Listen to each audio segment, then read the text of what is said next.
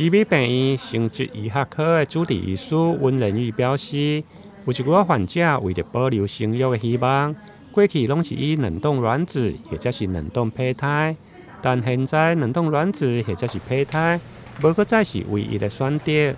尤其遇到年轻的癌症患者，或者是癌症的病童，一方面因为惊卵巢早衰，或者是生育的能力还未发育完全，因此国外早都有卵巢组织的冷冻，然后进行自体移植，帮助患者保留着生育的希望。我们希望说能够把这项的技术呢，能够推广给台湾的民众，可以帮助台湾有需要的民众是在未来，如果说你是因为癌症的治疗需要接受化学治疗的药物，或者是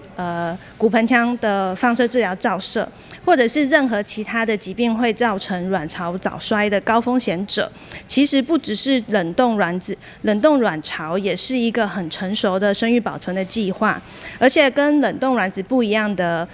优点是在于说，它并不是一次性的，它像我们冷冻卵子，一批冷冻的卵子用完了就没有了。但是如果是冷冻卵巢的话，移植回去，我们可以分批把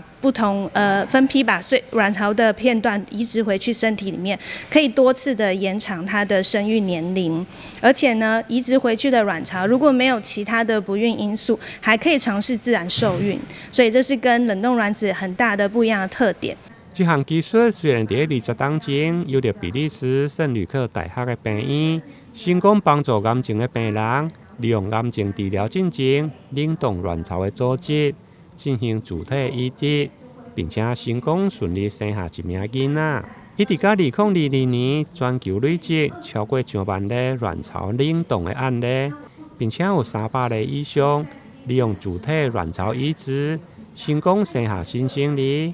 目前，基美病院透过国外学习引进这项的技术，希望为年轻的癌症病患甲着得癌的病童保留未来生育的希望。台南新闻林根采访报道。